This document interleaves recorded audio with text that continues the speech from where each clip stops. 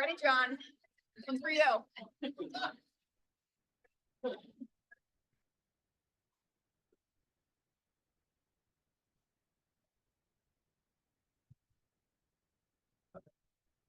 Welcome, Rotarians and guests, to the Rotary Club of York, where our mission is to improve life in the city of York by connecting our club's diverse community leaders through fellowship, action, and service. I am your president, Courtney Piccolo, and as you know, we start off all of our meetings by reciting the four-way test. So if you would please join me. Is it the truth? Is it fair to all concerned? Will it build goodwill and better friendships? Will it be beneficial to all concerned? Today, our opening song, America, My Country, 'Tis of Thee, and the pledge will be led by Deb Harrison, followed by the invocation by Steve Feldman, and visitor introductions by Joyce Santiago.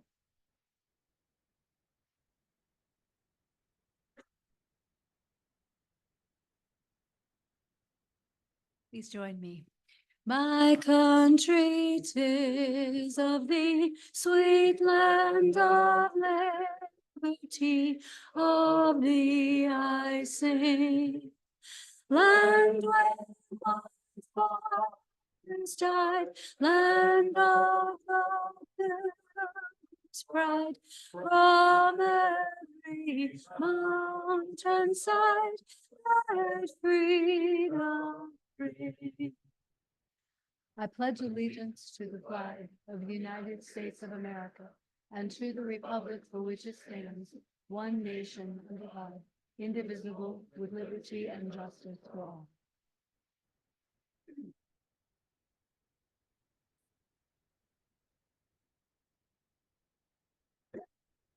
So in keeping with our speaker's topic involving climate change, I tried to put my invocation on my phone, thereby saving a leaf or a twig.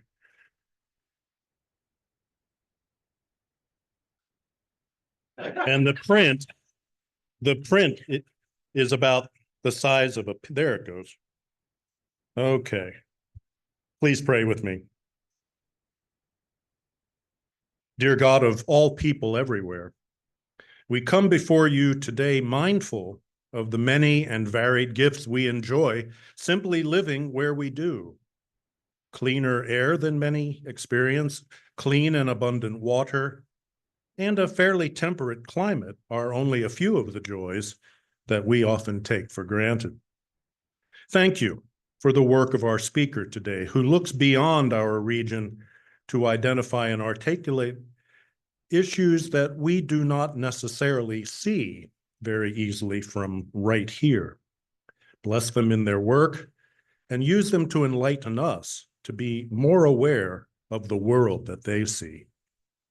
Bless this club, its leadership and membership in our striving to place service above self.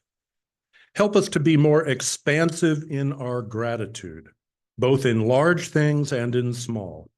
Small things like thanking our waitstaff and our cooks for our meal today. Large things like recognizing that with great comfort comes great responsibility to others and to the world around us. Guide us to make a greater, more beneficial impact on people around us, locally and globally, each in our own unique way. Amen.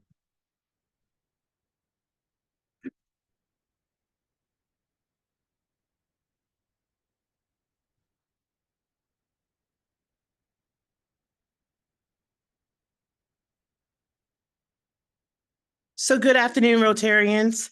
I am pleased to have the honor of introducing the guests for today's meeting. When I call your name, please stand and remain standing until President Courtney has welcomed you. And I apologize in advance if I butcher anybody's name. First guest is Danielle Harold, guest of Andy Harold. Sean Fink, guest of Amy Brillinger. Damian Lynch, guest of Mike Anstein. Casey French, guest of Jane Schussler. I don't think I pronounced that right. I apologize. Steve Stewart, guest of Dan May. Mark Calogero, guest of Tom Calogero. Lee Anthony Ragusa, guest of Teresa Gregory. Tony Hampton, guest of Wilda Reem Alessi. and Rebecca Robinson, guest of Kim Alvarez.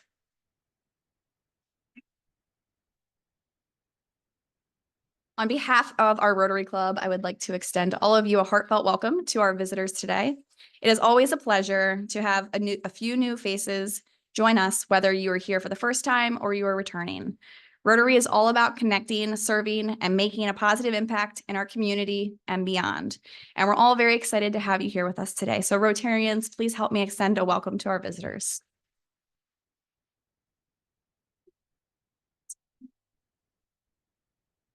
So yesterday I received a picture from a member of our club. Here you can see Jack Dyson, who is in South Africa and visited Claremont Rotary in Cape Town. So out of the 46,000 Rotary clubs in the world, Jack visited this one. Show of hands, how many people have visited another club in another country?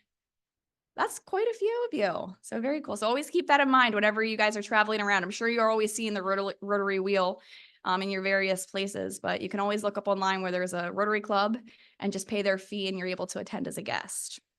And now to move on to some announcements. The Your Board of Directors will meet today at 1:30 downstairs in the Mixed Grill. The Global Projects Task Force Committee will meet tomorrow at 8 a.m. on Zoom. And also tomorrow, the Youth Exchange Committee will meet at 12 p.m. noon on Zoom. And then on September 24th, the Communications Committee will meet at 4:30 p.m. at South County Brewing. Did you bring a guest today? The Membership Recruitment Committee reminds you that for the rest of September, when you bring a guest to the weekly meeting, you'll be entered for a chance to win a $100 gift card to the Yorktown Hotel. Rotarians get an entry for each guest that they bring, so the king himself has quite a few entries. And the more guests that you bring, the better your chances. The drawing takes place on October 2nd. And last week, Membership Engagement Chair Chris Hoff gave us a heads up that the membership survey was going to be coming out. So you should have received last night an email in your inbox. If you didn't look at it yet, take a look with the membership survey. Here are some reasons that I've heard other Rotarians tell me as to why they're going to fill out the survey. It's the best way to avoid being volunteered for yet another committee. I don't want Chris Hoff to call me out in front of everybody for not filling it out. And I figured it's my best chance to finally influence what size spoon is used for the chicken salad in the buffet line. But in all seriousness, with such a huge focus on membership engagement this year, guys, it would really be huge if you are able to take just the 10 minutes to fill it out. I know before the meeting, it was 84 people had filled it out since last night. So 84 out of about 300 is pretty good in less than 24 hours. So if you can take the time to do that, we'd really appreciate your feedback. And now I would like to invite our Executive Director, Lynn Morrison, to the podium to give you a preview of some of our upcoming programs.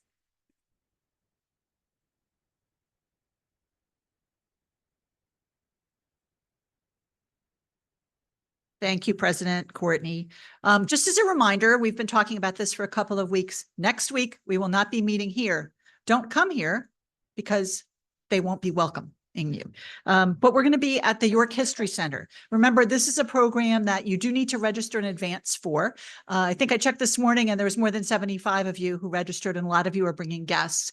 Today is the deadline for registration for next week's meeting. Don't be calling me on Friday and saying you're special because you're just as special as everyone else. The problem there is that we need to order our catering numbers. So I need to give a firm number to them. So please register. It was available, the link in your announcer that came last week. It'll come again. Also on the tables, we have the QR codes that'll let you scan in directly to sign up. If you're having too much trouble to do that, let me know and I'll give you a little heads up on that. And you're welcome to bring guests to that meeting. If you'd like to, please sign them up. That gets you an extra entry into the drawing. And you may sign up also to take a tour of the History Center. They're going to give us guided tours either before or after the meeting, and your guests can also take those tours. I also wanted to give you a little sneak preview of what's coming up for some of our meetings in the next couple of weeks. We've got some great stuff lined up from our program committee. So on October 2nd, the Pennsylvania State Police Academy, which is located in Hershey, Pennsylvania, is widely considered to be one of the best state trooper academies in the nation. On October 2nd, we will hear from Captain Jamal Pratt. He's the Director of Recruitment Services for the Pennsylvania State Police Academy. He will offer insight into the new Academy construction project and talk about some of the newer trainings that cadets are receiving to better prepare them to serve our entire Commonwealth. On a sad note, on Friday, February 2nd, 2001, many of you will remember, a 55-year-old man entered the North Hopewell Wintertown Elementary School. He was wielding a 2-foot-long machete, and he randomly attacked 23 kindergartners, 2 teachers, and the school principal, Narita Bensel. On October 9th, Narita Bensel will be here to talk to our club about that day, about crisis, trauma, healing, and forgiveness that she details in her new book, Glorious Sadness. On October 16th, we're going to welcome Sarah Brown of Keller Brown Insurance Services as our speaker.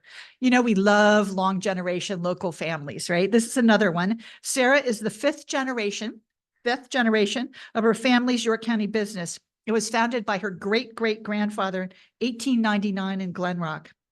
Keller Brown celebrates their 125th anniversaries this year, and her program is titled 125 Years Strong, a testament to family, community, and resilience. Great opportunities for you to bring a guest for these programs. You might not get entered into the drawing, but you should still bring a guest. We hope to see everybody at those meetings. Thanks.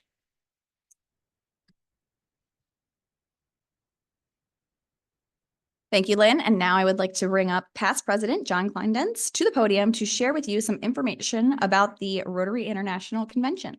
John.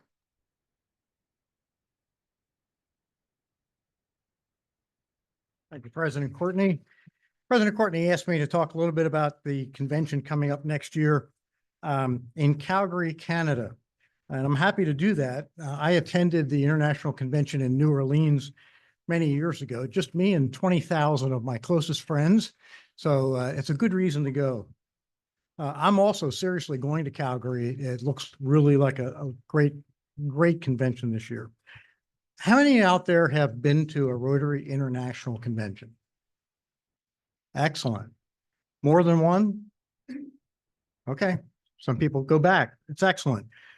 While the 2025 convention is in a foreign country, it's nowhere near as far as last year's international convention in Malaysia, which President Courtney went to. And Canadians tend to be mostly friendly, eh? The theme for the convention next year is magic all around. So why go? I have a top 10 list, so you know where I'm at and what, as I'm approaching being done. Number 10, great meetings, terrific presentations. 9, an opportunity to meet Rotarians from all around the world, from all walks of life and all kinds of social conditions, and learn more. Number 8, see a different view of the strength and the impact of Rotary around the world. 7, learn a new language, Western Canadian. 6, Calgary is a really neat place. They have a stampede. Really, they have a stampede. 5, all of the events for the convention are at Stampede Park. How cool is that?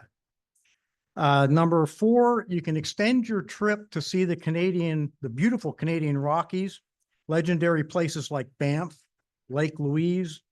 It's only an hour and 20 minutes away from the center of Calgary. That's why I'm seriously considering it. I'm going to extend it and go to the mountains.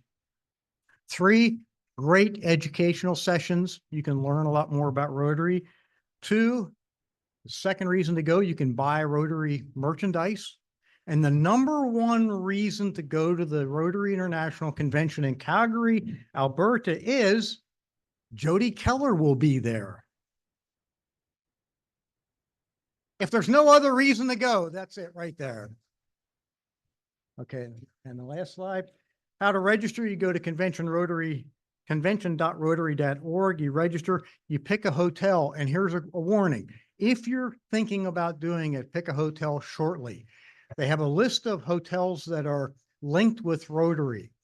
There's 2 reasons to pick one of those. 1, they've guaranteed rooms, room rates, and everything else. Number 2, Rotary provides transportation options to get you from the hotels that are registered to the convention site. So you don't have to be fumbling around in Calgary. Any questions about going, please see me or Jody. And would love to see you all there. Thank you.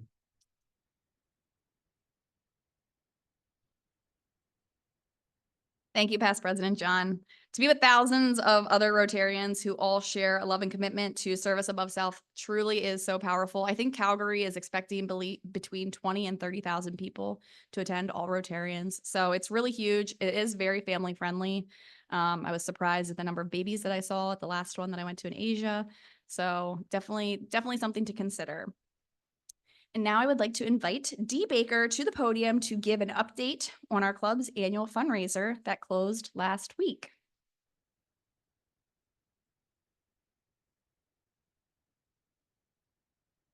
Hi, everyone. I have the pleasure of sharing with you the great success that we all had at Love for Community. The committee's goals were to increase participation, particularly among all these new members that we have this year, and also to raise more money so that when past President Aaron's Speedy Committee comes up with this great youth impact project for the city of York, we'll have lots of dollars to help support that. So the first slide, 203. That's a 20% increase in participation over last year. So we met that goal. Second slide, that is the gross that we raised, which is a 19% increase over last year. And the third number, that is 24% increase. So with reducing expenses and increasing all your sponsorships and all, we were able to provide this 72,000, and that is the net and what we will be able to invest in our next big project. So at this point, I just wanted to have the fundraising committee stand up. We had a huge group of new members join us when we did our new committee, and they just rolled up their sleeves and joined right in. And we appreciate that. I want to just give a shout out to Dan May. He had this little idea of cornhole a couple years ago and has continued to expand it, and had over 40 players this year, up from just a handful a year or two ago. So thank you, Dan. I also want to give a shout out to Sarah Bradley. She kind of came in with us in the middle of the year and took over the auction and did an amazing job. And of course, Lynn, who kept us on our toes and moving forward and handled 1,000 details along the way. But really, I want to thank all of you and anyone who sponsored, volunteered, participated, or came out for dinner. Could you please stand so we can thank you for helping us achieve these goals?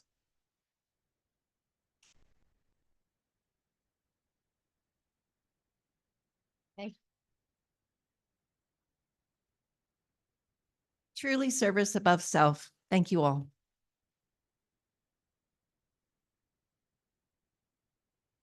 Past President Aaron, I know you said that last year was the best year ever, but it seems as though the news that was just shared with us that this was the best year ever so far.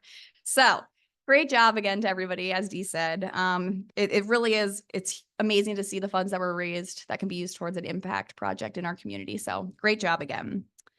And now for our program. So I invited past President Mike Summers to the podium to introduce our speaker for today.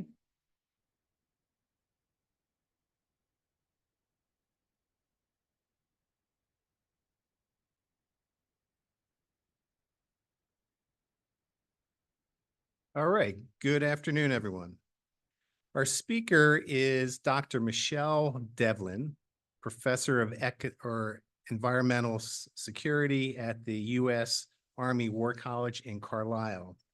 She's a doctor of public health, a registered nurse, an emergency medical technician.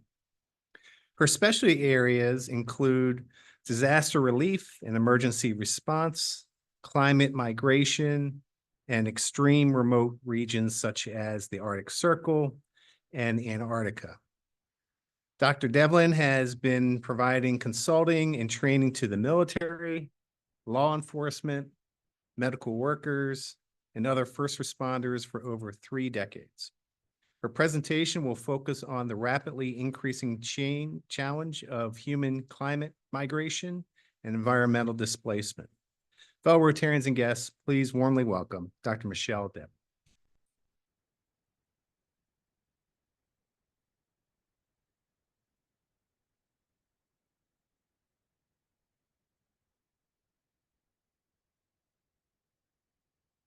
Thank you so much. Good afternoon, all of you. It's a true honor to be able to be here. One of my colleagues back at the War College, Colonel Fred Gellert, was very active in Rotary for years, and I think he's now one of your, I don't know your terminology, governor, leadership folks, or those of you that know him better than I do. So it's been a real joy to be able to meet with numerous Rotary groups like yours and talking about this subject, often because you are doing international projects and looking for ideas. And then also sometimes because of your obvious focus on business, this issue that we deal with from a security standpoint also has interesting economic implications and business implications as well in country. So wanted to give you an update of what we're seeing sort of on a daily basis, certainly in terms of my job related to climate migration, climate refugees, humans, and how they're being displaced, where they're going, what they're coming from, push-pull factors, and some of the challenges around that topic. So kind of give you a quick overview, and I'll be glad to take questions after, depending on how much time we have.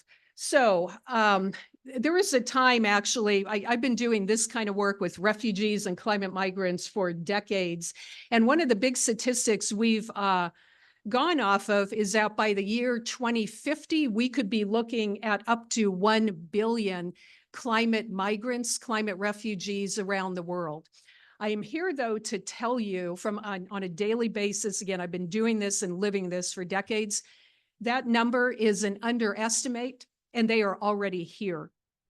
The 2050 date is outdated. They are already here. I've worked with climate migrants in Iowa for about 15 years now. I work with them on a daily basis out in the Pacific, in the Marshall Islands, and places where we have big military bases. So this phenomenon of how human populations are being displaced environmentally, it's already happening, and it's simply increasing. Some of the big challenges that are causing large numbers of people to relocate, to become environmentally displaced, are different climate challenges that we're seeing globally. They certainly are things like rising seas, right? Coastal erosion.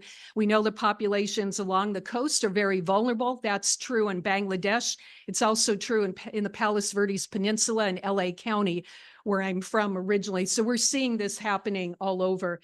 Oceans that are becoming more acidic, right? Rivers that are rusting, literally as permafrost thaws or as, ecosystems collapse. Fish and other sea life are collapsing because the ocean acidity is increasing in many areas, impacting the ability to fish successfully. Melting ice and permafrost, as Mike mentioned, I do a lot of work on the Arctic and Antarctica. It's one of my main areas. I've lived up north and been down in the Antarctica as well. This is really huge. Melting ice, permafrost, buildings are collapsing. I was just up in Greenland a few weeks ago with our big American military base up there. And we're seeing this all over. Infrastructure is sinking into the permafrost because it's thawing, right? And so it creates infrastructure damage all over the world on bases belonging to most countries that operate up in the Arctic. More droughts, more floods, extreme floods, farming insecurity. And then we're also seeing repeat exposure to mass disasters. They're not just one-off events that happen, but they're becoming more regularly. I'm doing work now about Mongolian zoods. You can Google it and look it up. It's crazy. But the dropping of the polar vortex, very cold weather into Mongolia every winter. What used to happen once a decade is now almost a yearly occurrence, killing millions of herding animals. Or herders are becoming displaced, are becoming climate migrants themselves, losing their income, and it presents security challenges in that country when you are surrounded by Russia and China, right? And so lots of these different issues. We see a growth in environmental crimes, transnational criminal organizations that are targeting environmentally displaced populations. Where we see displacement, those groups see opportunity. They see customers, right? And so more involvement, forced involvement of them in trafficking and other challenges. Again, climate weakened governments, conflict, food insecurity, water insecurity, more movement of populations, destabilization of key regions around the world that we're concerned about. So literally my phone and my email systems go off constantly with new requests for assistance from different Department of Defense partners and organizations around the world. So just to give you a rough idea, and again, this is a topic you can get entire doctorate degrees in this stuff. So this is just a really short introduction. But climate migrants, you might have heard the more common term in popular press of climate refugees. That's what we're talking about. But that term is not really used. There is no legal terminology to make someone a climate refugee versus a war refugee, where you're recognized under different international law treaties. There are no similarities for people that are forcibly displaced because of climate issues. So we've been using the term climate migrants in recent years, and then more recently, really the term EDPs, environmentally displaced persons. They're leaving areas where they've lived or worked because the environment is either too problematic in and of itself, or the environmental degradation is making the economy worse, standard of living worse. It's blended with all of that and serving as a push factor. We're definitely seeing this more commonly in certain key parts of the world. Again, parts of Asia, Southeast Asia, parts of the Pacific, Horn of Africa. We do see it in the US in places like the Gulf, different areas that are particularly impacted by climate disasters. So it's very interesting. I've done a lot of work with war refugees. That's really my background as a war refugee, public health person.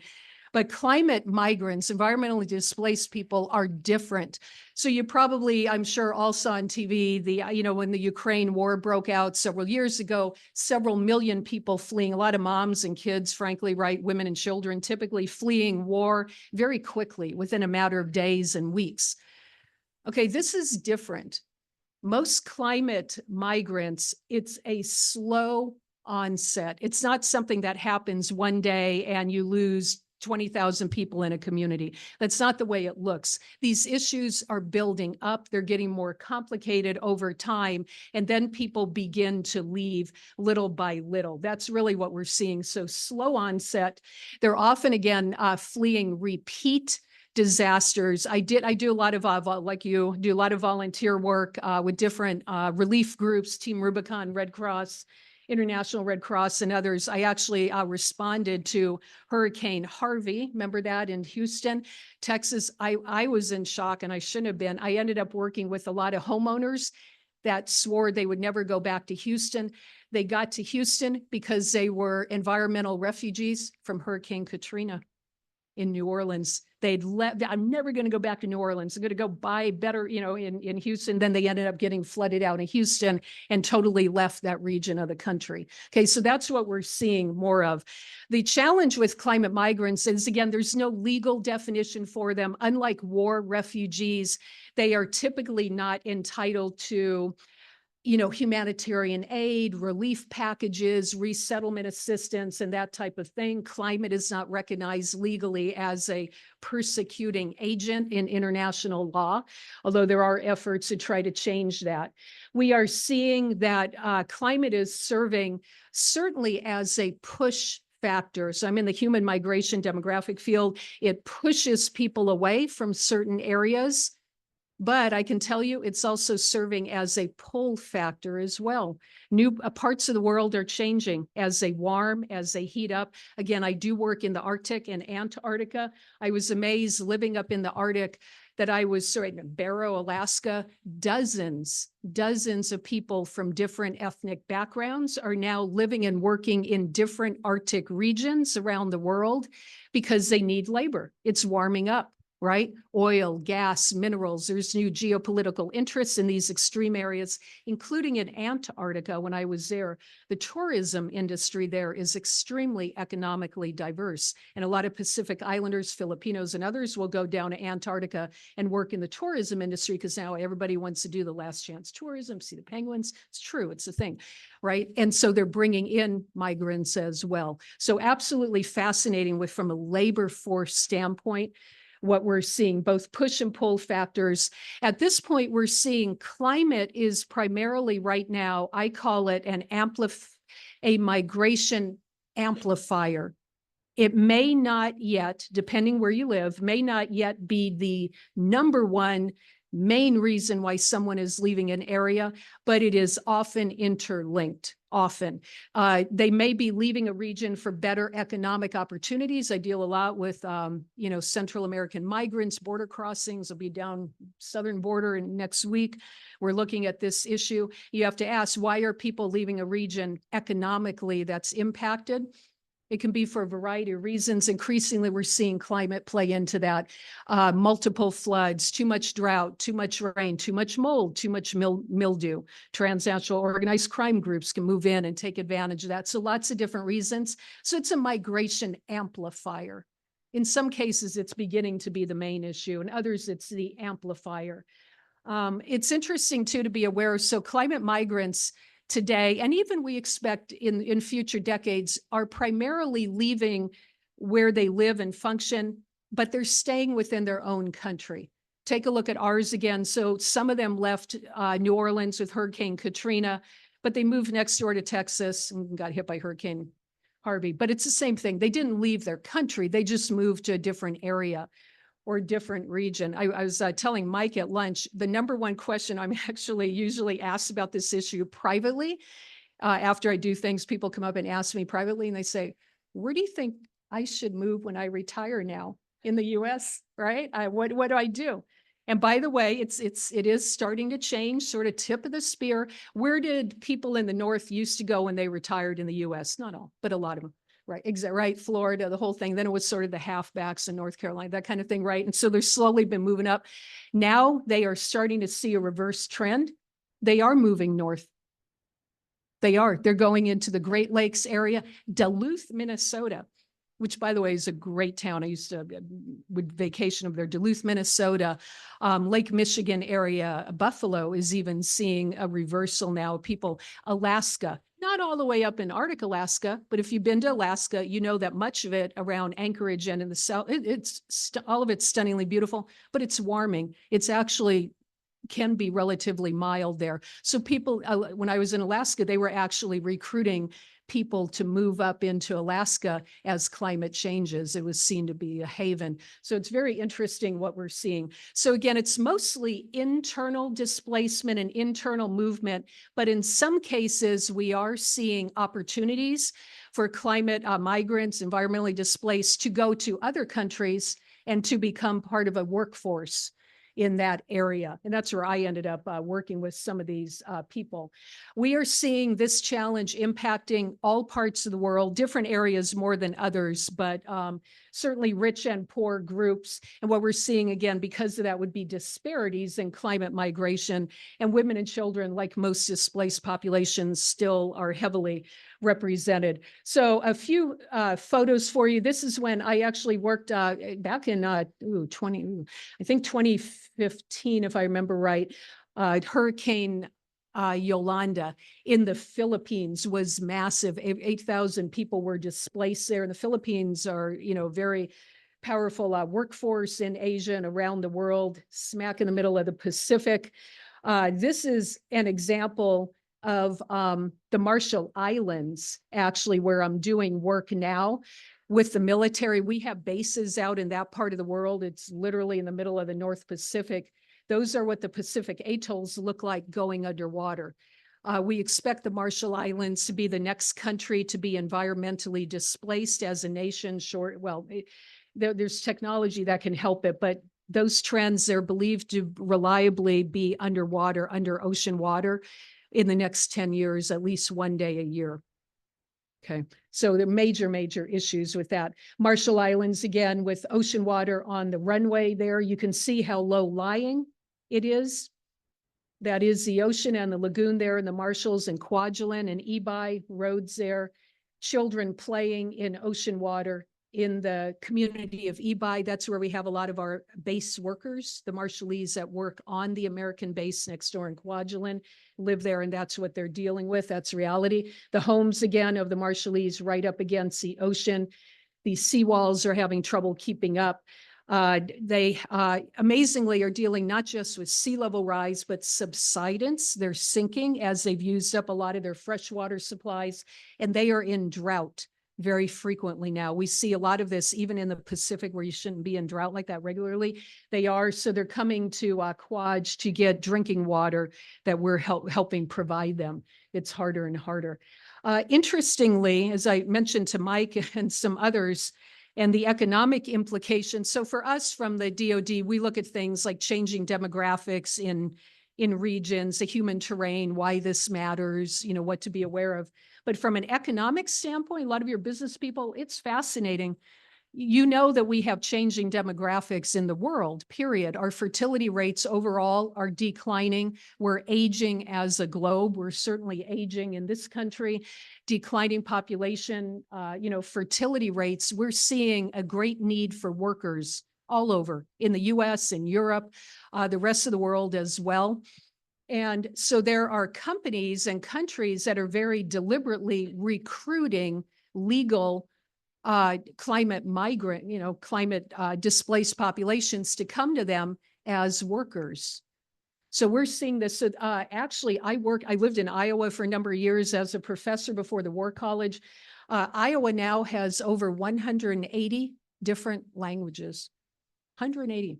Rural Iowa. I lived in rural Iowa for almost 30 years, and it's driven primarily by the demographics of that state, similar to parts of Pennsylvania, right? And other areas where you have declining fertility rates and aging population, and the outmigration of our youth that are left going into urban areas. Mega urbanization is what we're seeing here and in other parts of the world.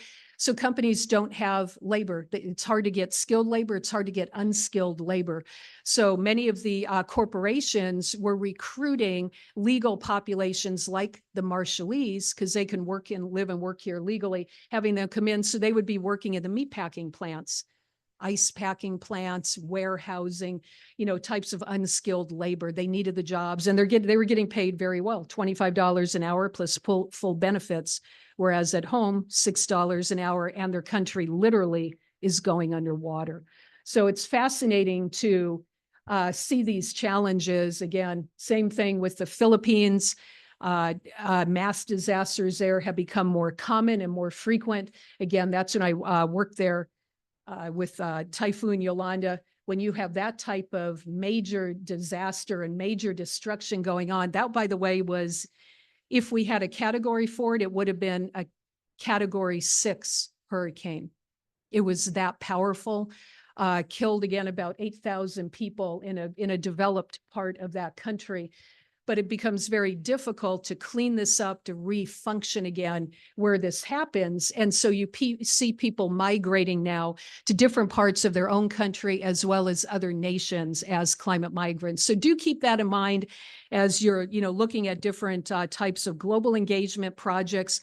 Youth activities, I mentioned to Mike also, it's interesting in the Department of Defense, when they're looking at trying to recruit in younger populations into national service, into military service, sometimes that can be a challenge. Environmental security and environmental issues are actually a big priority with young people. It is a major priority with teenagers and young adults. There are entire careers that you can do now in this field of environmental security.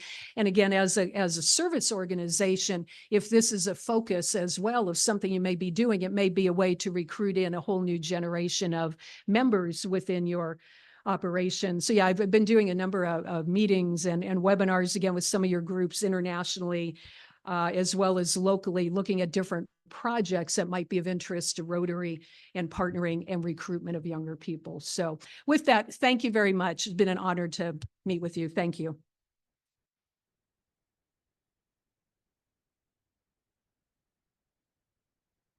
And I'm happy to take questions. I'm not sure, I'll defer to you all how much time there is and what you want to do, but questions, thoughts, anything?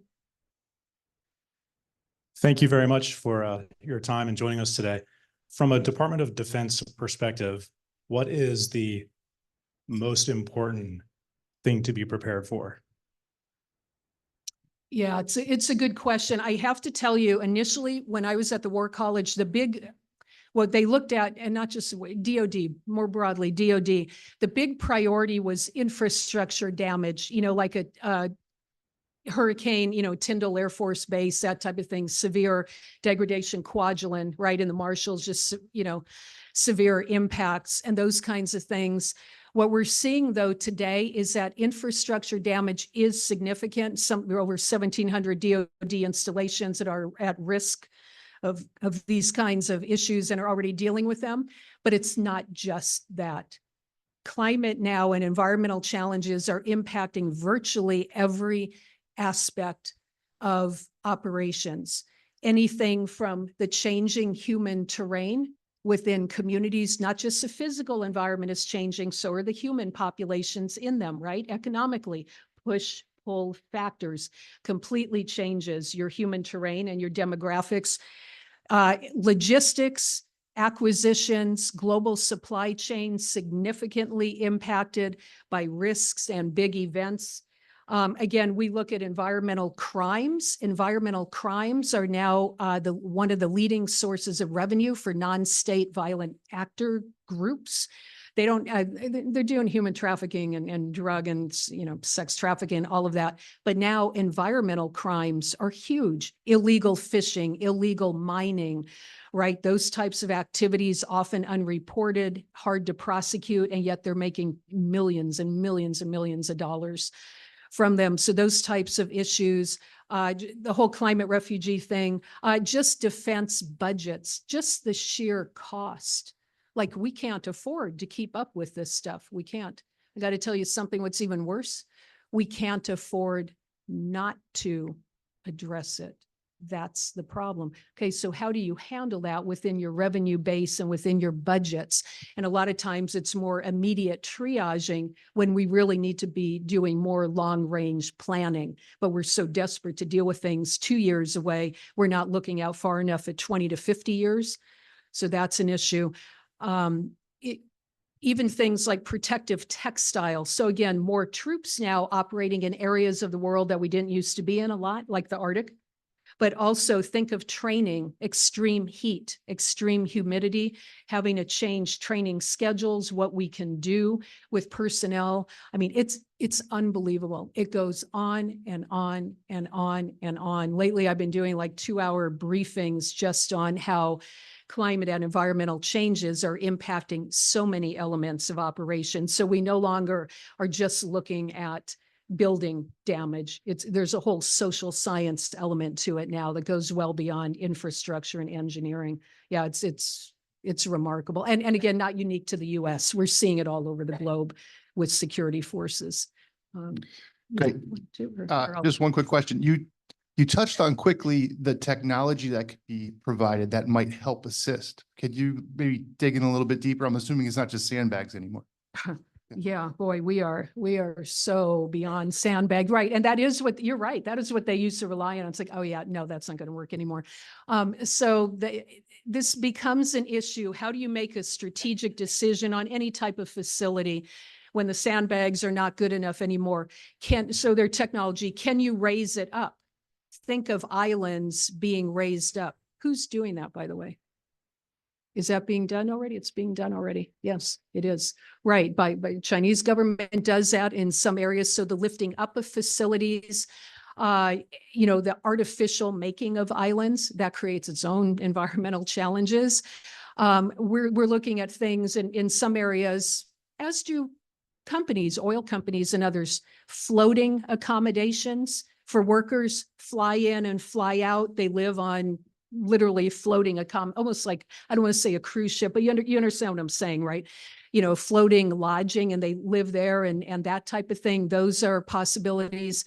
Different kinds of seawalls can be built in some of these locations. What the engineers often tell me, U.S. Army Corps of Engineers, by the way, they rock. They are amazing. They'll say, yeah, we can buy time with seawalls. It buys you time to make adjustments to the population, to your workers as you go. We can't solve the problem, but it buys time to make the transition a little more manageable. So we're looking at that. Desalination in places that you never thought you had to worry about that. So desalination is common.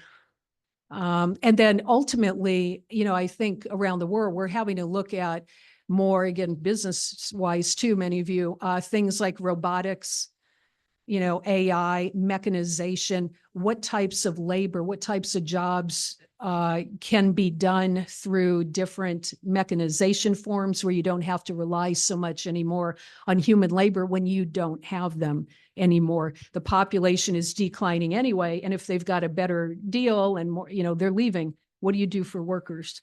Even replacement workers, even migrant workers to a place like the Marshall, you still have these challenges. So we're looking at a lot of that. It's interesting too, when you look at all the numbers of people increasingly that are being displaced and have to move away, and then other parts of the world in a severe labor shortage, we may be looking at building different kinds of legal mechanisms to bring in, workers to do labor, that type of thing, because of this issue, like we do with others. So lots of different options like that. Yeah, it's a good question. Yeah, I don't know who's doing it. Okay, I'm sorry. Yeah, I've Yes. got the microphone over here. Oh, there you go. I didn't see you, ma'am. Thank Way to you. look. Thank you for this presentation. It's Thank you. fascinating and alarming, I will Yes. say. I just have a question about the Army War College. Are students being educated there for environmental engineering? That is a super cool. You're like the perfect segue for me to tell you what we're doing. So at the Army War College, we actually just got special funding from the Pentagon to start up what we call the Environmental Security Scholars Program. So we have about 400 students a year that are residents there. They're all the top 10% of the colonels and services go there for advanced strategic training. They're all very well educated already, lots of, master's and doctorate degrees already, but they get advanced strategic training. So the Pentagon is funding us to start up a core of environmental security scholars. So I've been meeting with them. We already have about 10% of the student body has indicated an interest in pursuing this type of study. So it's super. We'll see ultimately how many enroll in the next week or so, but there have been a lot of them interested there, and they're all going to be doing sponsored research projects by different security organizations that are looking for people to help them think about an issue, and then they'll be presenting and briefing that and sharing the reports at the end of the year. So that's been terrific. It's considered to be a model program for this type of education, and we do partner with West Point and the other professional military educational institutions on this issue. West Point tends to have a lot of their students, are more engineering. Ours tend to be more social science, but regardless, yeah, we work together. So yeah, it's a big need. In fact, we just got permit. We think this is going to happen to make it a skill identifier in the military record. So it's sort of a specialty area you can add in your military background, because we didn't have to worry a whole lot about it, 50 years ago. Now it's becoming critical. We can't ignore it anymore. It's really impacting so many elements. Yes, sir. Or Mentioned budget. How you find that environmental security is more at the political whims than other areas of national security? And if so, how would you sort of account for this?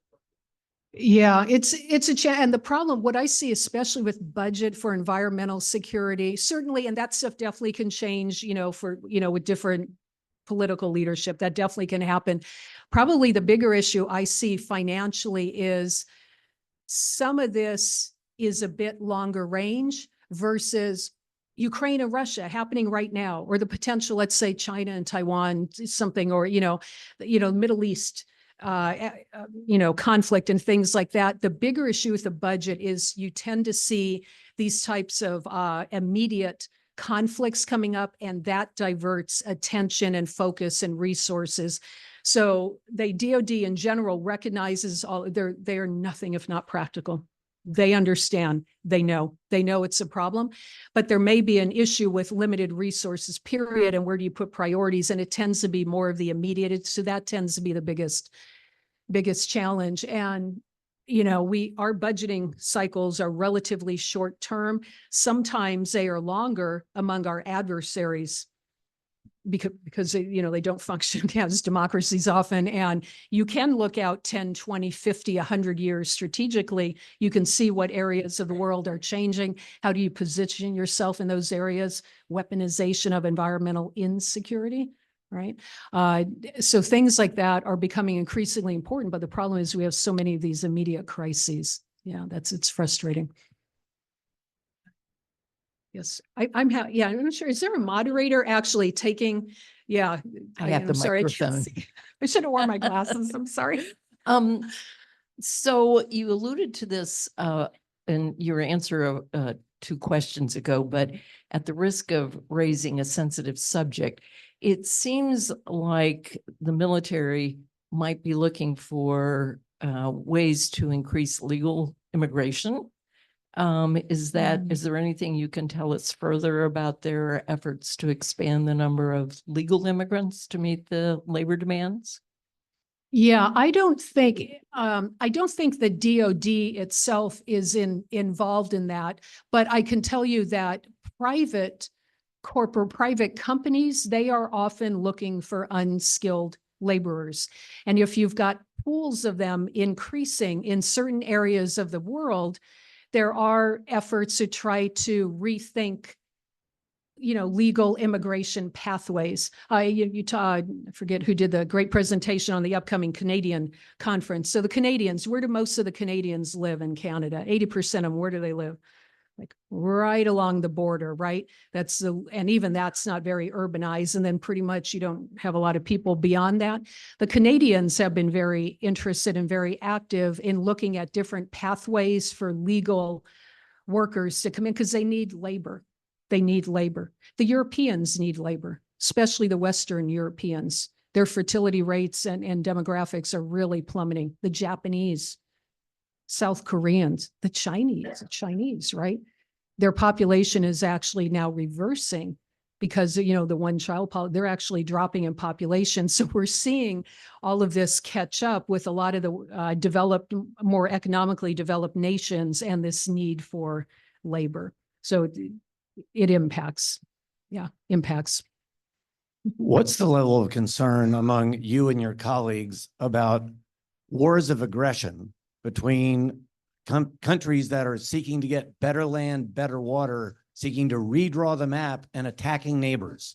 How imminent, how close is the strategic concern about this coming? Yeah, it's a great question. Usually that's more at an intermediate level, I would say, not necessarily imminent, but for several decades. I'm overly generalizing. It's a little bit farther out.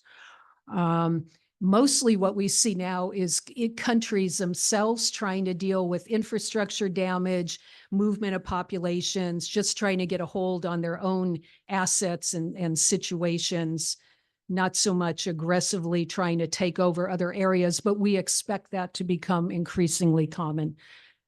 Again, I do a lot of work in Antarctica and about Antarctica, and there are people that will say, why do we nobody lives there, it's all ice. Actually has 5,000 people that live there. They're scientists, they live there. 1,000 of them live year round, 120,000 tourists now go to Antarctica a year. It is stunning. It is stunningly beautiful. But, these areas of the world are changing. And when you look at Antarctica, like the Arctic, a lot of interest again in oil, gas, minerals, fisheries, trading routes. Northwest Passage in the next 10 years is expected to be reliably ice-free in the summers. That's a problem. Any of you who are Polar Explorer fans and know all the people that died trying to go through the Northwest Passage. But Antarctica, they're likely, we're not certain, but likely has, resources, especially mining, minerals. That's what a lot of the interest is in Antarctica. But let's say 20, 30, 40 years down the road, what's the single biggest resource that's on Antarctica in a hot, drying world?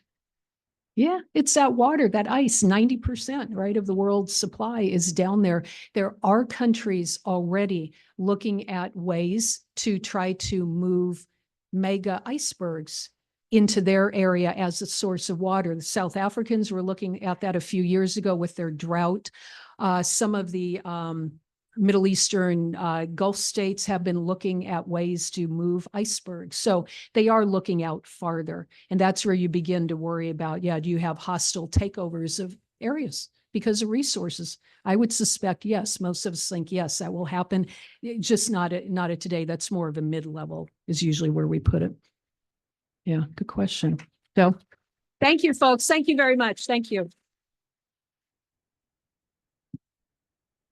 And I'm glad to help in any way. Certainly feel free to stay in touch with me here. But thank you so much. You've been a treat to meet with. Good luck to you. Thank you.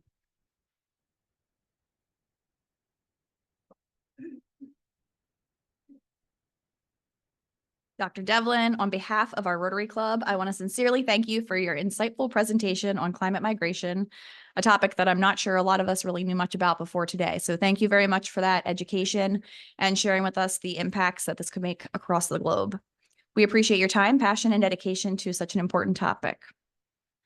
As you all know, instead of giving the speaker a gift, we purchase a book and we ask them to sign the book plate and we donate it locally.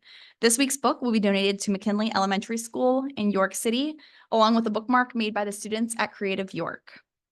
Next week, Lynn alluded to this earlier, our meeting will be at the beautiful new History Center in York. So we will have the opportunity to see for ourselves this transformation of the former electricity generating plant into a major cultural anchor and community space in downtown York.